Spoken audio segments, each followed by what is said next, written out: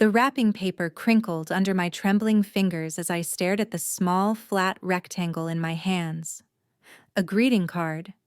A generic Happy Holidays card that probably cost $2 at the gas station down the street. The kind you grab when you've forgotten someone's birthday and need something, anything, to make it look like you tried. According to YouTube analytics, 99.3% of viewers are not subscribed. That's a huge number.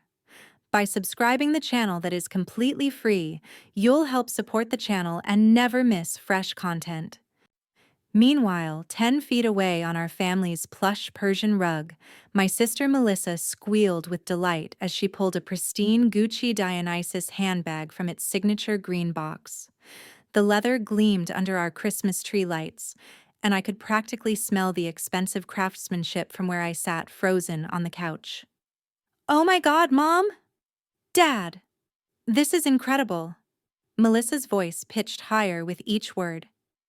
"I can't believe you got me the exact one I wanted. The medium size in the burgundy leather. This is literally $4,000. 4,300, to be exact."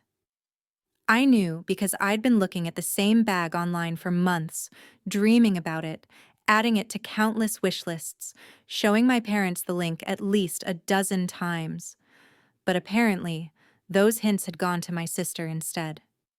"You deserve it, sweetheart," Dad said, his face glowing with pride as he watched Melissa pose with her new treasure. "You've worked so hard this year with your internship and keeping your grades up." I opened the card. Inside, in my mother's careful cursive, were the words, "Wishing you joy this holiday season. Love, Mom and Dad." No personal message. No acknowledgement of my own achievements. My promotion at work. My acceptance into graduate school. The fact that I'd been living independently while Melissa still occupied her childhood bedroom at 24. "What did you get, Emma?" Mom asked absently, not looking away from admiring how the bag complemented Melissa's outfit. I held up the card, forcing a smile that felt like it might crack my face in half. "This lovely card." "Oh." Mom's expression shifted slightly as if she'd just remembered I existed. "Well, we thought, you're always saying how you don't need material things." That wasn't what I'd said. What I'd said was that I valued experiences over possessions, while simultaneously showing them the Gucci bag I'd been saving up for, the one now draped over my sister's shoulder like a badge of favoritism. "Besides," Dad chimed in, adjusting his glasses, "you're so practical, Emma. We knew you'd appreciate something simple." Simple. That's what I was to them. Simple, practical Emma who didn't need thoughtful gifts or equal treatment, or any sign that her parents saw her as worthy of investment. Not like Melissa, who was beautiful and charming and had somehow convinced our parents that her part-time internship at a friend's father's company was more impressive than my full-time job managing a team of 12 people. I excused myself to the kitchen, mumbling something about getting more coffee, and stood with my back against the counter, staring at the card in my hands. $2. Maybe $3 if they'd sprung for the premium section. I'd spent more than that on each of the gifts I'd carefully selected for them. The imported olive oil Dad had mentioned wanting, the silk scarf Mom had admired in a shop window, the expensive wine Melissa had posted about on Instagram. The sound of laughter drifted in from the living room, followed by the distinctive click of a phone camera. Melissa was probably already posting photos of her gift, broadcasting to the world how much she was loved, while I held evidence of how little I mattered. That's when it hit me. Not just the hurt, but the pattern I'd been blind to for years. The piano lessons that went to Melissa when we were kids, despite my begging to learn. The family vacations where they paid for Melissa's friend to come along while I was told I was old enough to stay home.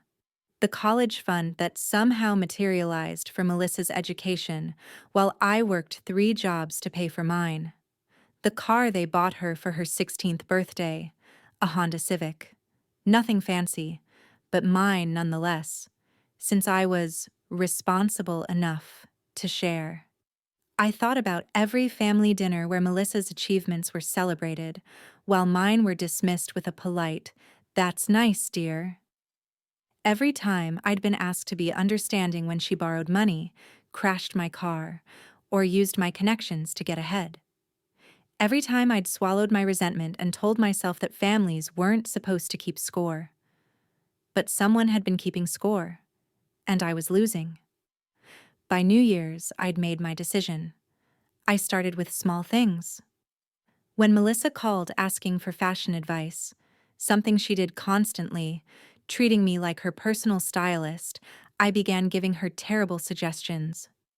"Oh, that neon green really brings out your eyes," I'd say about the most unflattering color in the spectrum. "Those horizontal stripes are so slimming." She trusted my judgment completely, which made it almost too easy. I created fake social media accounts and started posting her worst photos. The ones where she was mid-blink or had food in her teeth. The ones from her awkward teenage years that I'd helped her hide from public view. I tagged them with her name and her sorority, making sure they'd show up in searches. When she frantically called to ask if I knew anything about these mysterious accounts, I was the picture of concern and sympathy. But these were just warm-ups. The real plan was more sophisticated. I knew Melissa's passwords. She'd been using the same variations of her name and birthday for years, despite my advice to diversify. I started small, liking controversial political posts from her accounts, commenting on influencers' photos with vaguely insulting messages that sounded like her voice, but were just off enough to make her seem unhinged. More importantly, I knew about her relationship with Blake, the guy she'd been seeing for 8 months and was desperately trying to impress. Blake came from money, real money, the kind our parents respected, and Melissa had been carefully crafting an image of herself as the perfect girlfriend. She'd even bought knockoff designer pieces to wear on their dates, claiming they were authentic. I created a fake email account posing as a concerned friend and sent Blake screenshots of Melissa's DMs with other guys, flirty messages that existed only because I'd sent them from her account to profiles I'd also created. I included photos of her with her ex-boyfriends, carefully curated to make it look like she'd been cheating. The timeline was convincing because I'd been documenting her life on social media for years. Blake confronted her on Valentine's Day. She called me sobbing, completely baffled by his accusations, swearing she'd never sent those messages or taken those photos. I comforted her, of course, told her Blake was probably just looking for an excuse to break up with her because he wasn't ready for commitment. I was the perfect supportive sister, even offering to call him myself to defend her. "Don't bother," she hiccuped through her tears. "He blocked me on everything. He says I'm a pathological liar and he never wants to see me again." I made all the right sympathetic noises while internally celebrating my first major victory. But I wasn't done. I knew Melissa had been lying on her resume, inflating her GPA and claiming experience she didn't have. Most people get away with small exaggerations, but I'd kept records of her real grades. She'd shown me her transcripts when she was drunk and emotional, and her actual job duties. She complained about her boring internship tasks constantly. I sent anonymous tips to her current employer and to several companies where she'd applied for full-time positions. I included documented proof of her lies, complete with screenshots and official transcripts I'd obtained by impersonating her over the phone. Her attention to detail had always been poor, and I'd been helping her with applications for years, so I knew exactly what she'd fabricated. She was fired within 2 weeks. The termination letter cited integrity concerns and misrepresentation of qualifications. She was also rejected from every job she'd applied for, often with unusually specific explanations about concerns regarding her honesty. "I don't understand what's happening to me," she confided during one of our sister lunches, the ones I'd started insisting on after her breakup. "It's like someone is sabotaging my life."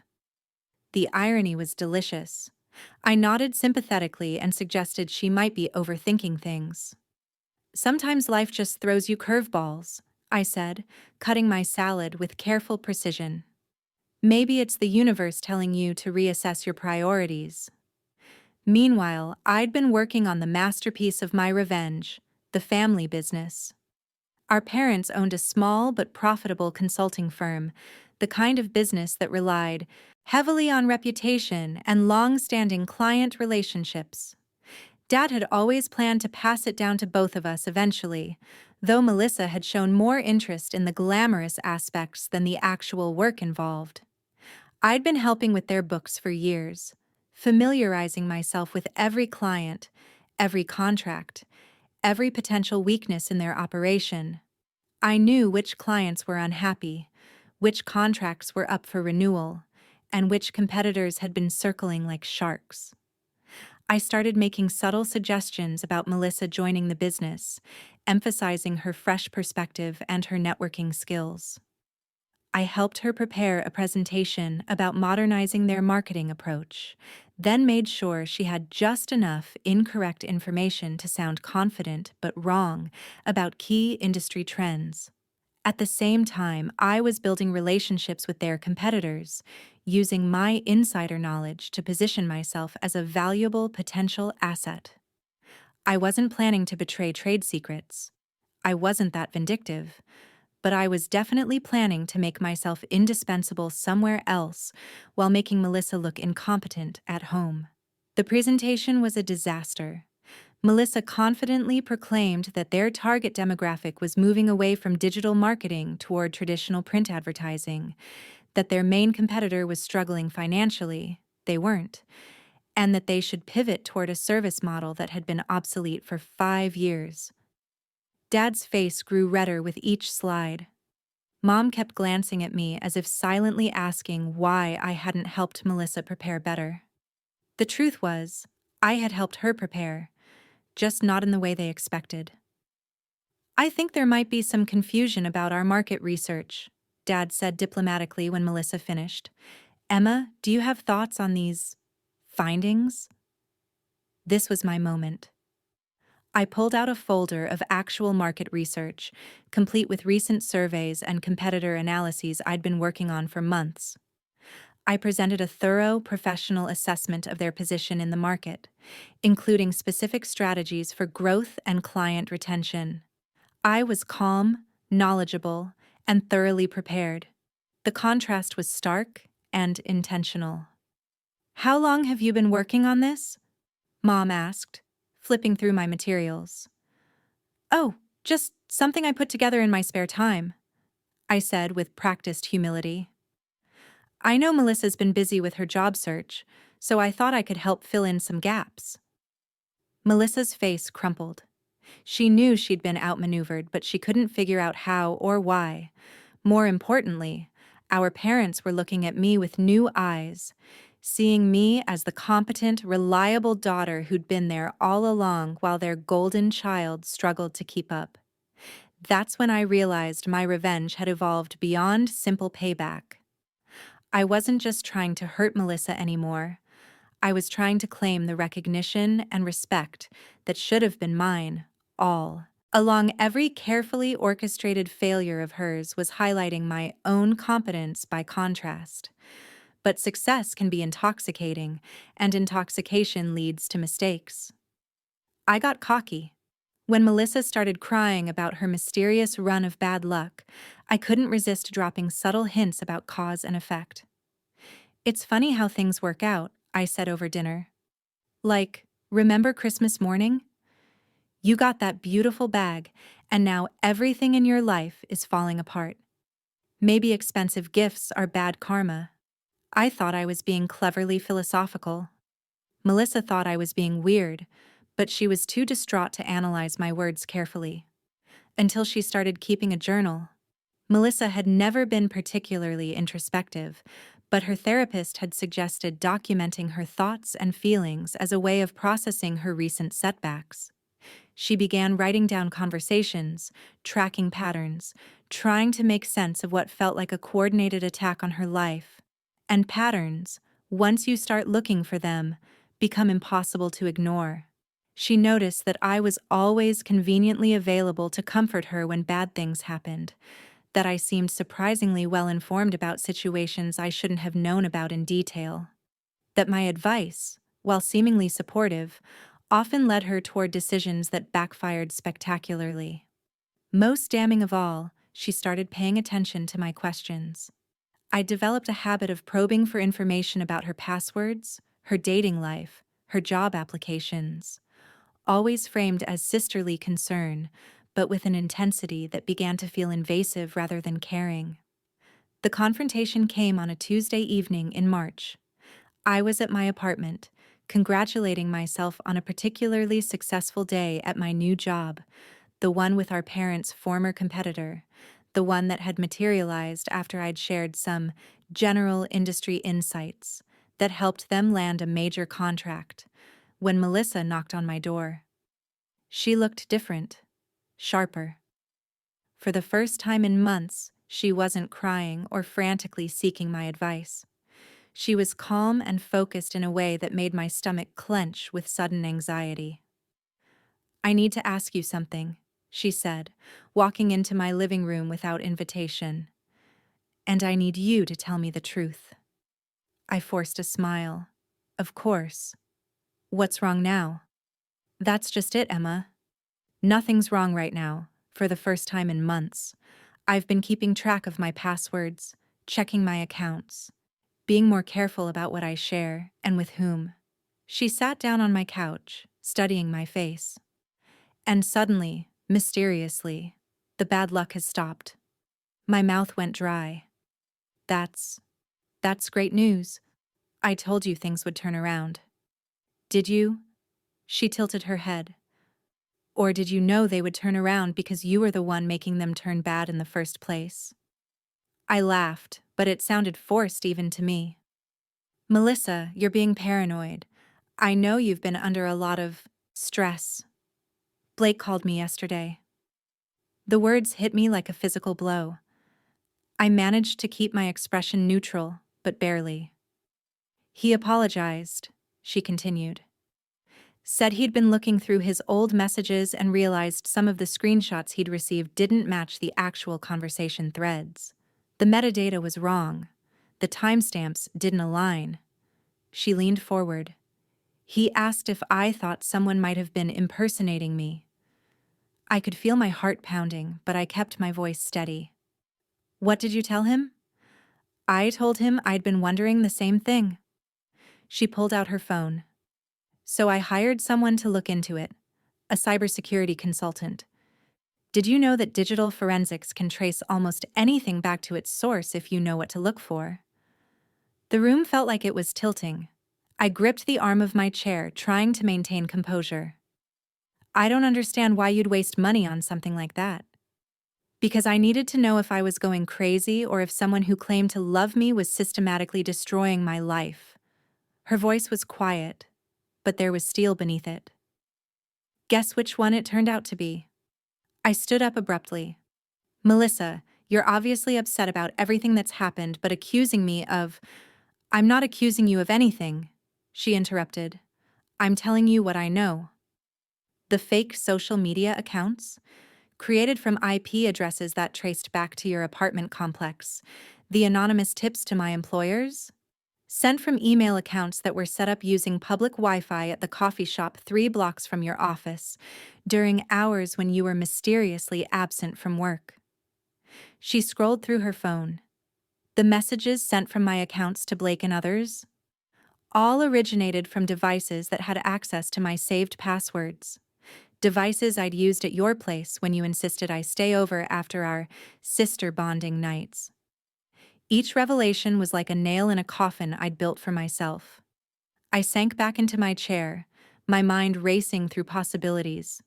Denial? Confession? Counterattack? "The only thing I couldn't figure out," Melissa continued, "was why. Why would my sister, who I've always looked up to, who I've always turned to for support, want to hurt me so badly?" She paused. "And then I remembered Christmas morning.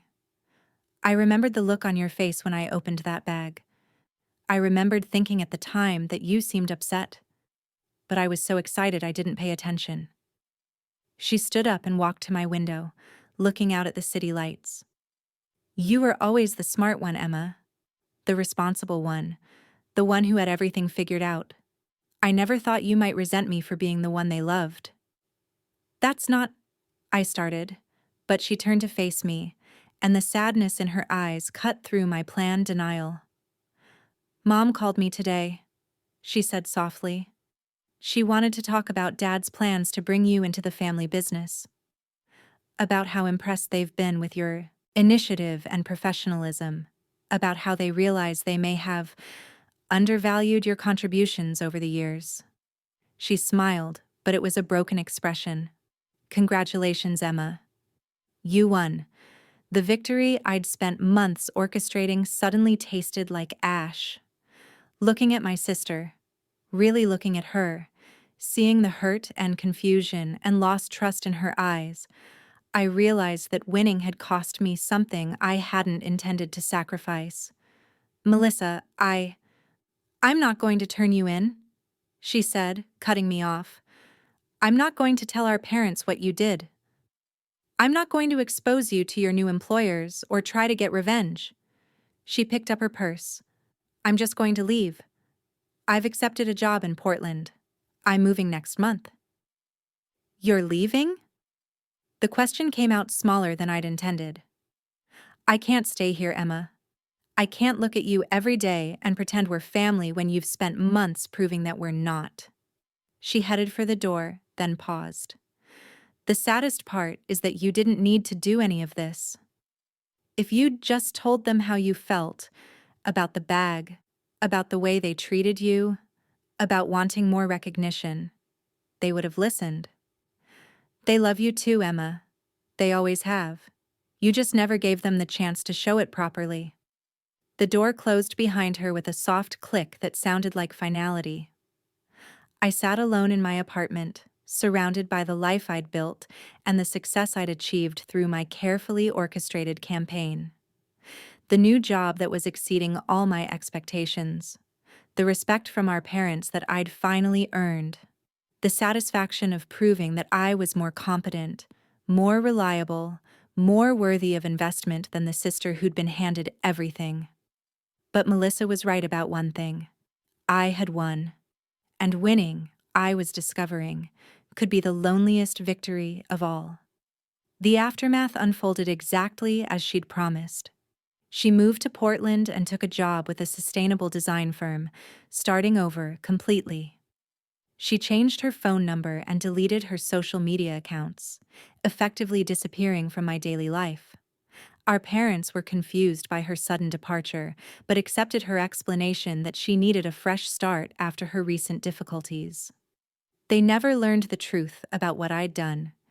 Instead, they began treating me with the respect and recognition I'd always craved. Dad brought me into the business as a full partner. Mom started asking for my opinions on everything from family decisions to investment strategies. They praised my insight, my reliability, my dedication to family. It should have been everything I wanted. And in many ways, it was. I was finally seen as the valuable, competent daughter I'd always been. I had the career, the financial security, the parental approval that had been denied to me for so long.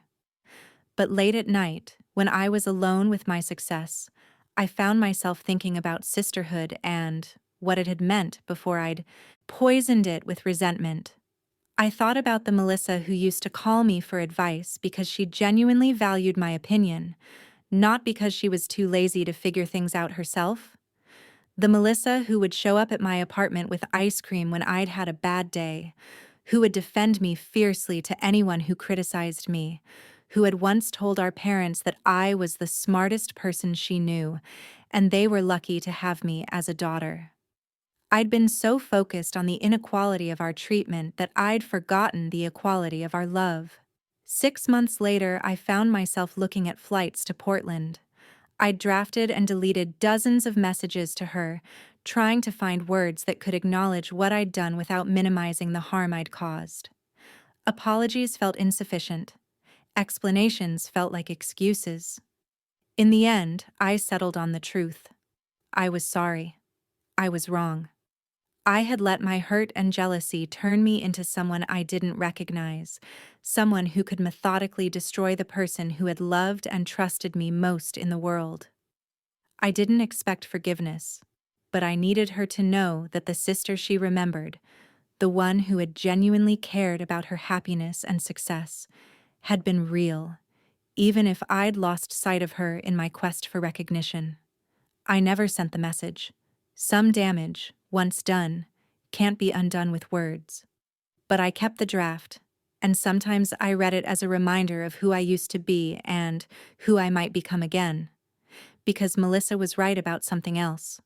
Our parents did love me, and they always had. The real tragedy wasn't that I'd been undervalued. It was that I'd been so convinced of my own invisibility that I'd made myself truly unseen, hidden behind a mask of resentment and strategic manipulation. The Gucci bag was still in Melissa's closet when she left, forgotten in her rush to escape the aftermath of my revenge. Mom found it when she was packing up Melissa's belongings to ship to Portland. "She left this behind," Mom said, holding up the burgundy leather like evidence of her own failure. $4,000, and she didn't even take it with her. I looked at the bag, the symbol that had started everything, the catalyst for my months of calculated cruelty, and felt nothing but exhaustion. It was beautiful, expertly crafted, exactly the kind of thing I'd once dreamed of owning. But looking at it now, I could only see the price it had cost us all. "Maybe she'll want it someday," I said, though I doubted it. Melissa had always been better at letting go than I was. Mom carefully placed the bag back in its box, in its tissue paper, preserving it like a shrine to the daughter who might never come home again. "I keep thinking about that Christmas morning," she said quietly. "About how excited we were to surprise her, how sure we were that we knew what would make her happy." She looked at me with eyes full of regret. "We got it so wrong, didn't we? With both of you." I wanted to tell her that it was okay, that they'd made up for it since then, that I understood their intentions had been good. But the words stuck in my throat, because the truth was messier than forgiveness and more complicated than understanding. They had gotten it wrong. They had shown favoritism, had made assumptions, had failed to see their daughters clearly.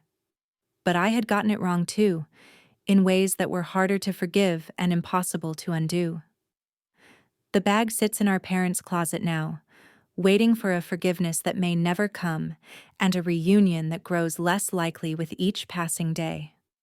Sometimes I think it's the most expensive lesson any of us ever learned, that love, when it's conditional or unequal or taken for granted, can poison everything it touches. And sometimes, when I'm feeling particularly honest with myself, I admit the truth I've never spoken aloud. I would trade everything I gained, the respect, the recognition, the partnership in the family business, for one more Christmas morning where my sister trusted me enough to show me her presence, where my parents saw us both clearly, where we were just a family who loved each other imperfectly, but genuinely. But that's not how revenge works. It doesn't give you what you actually wanted. It just takes away what you didn't realize you needed until it's gone. The bag will wait in that closet, beautiful and untouched, a $4,000 reminder of the price of keeping score in a game where everyone loses.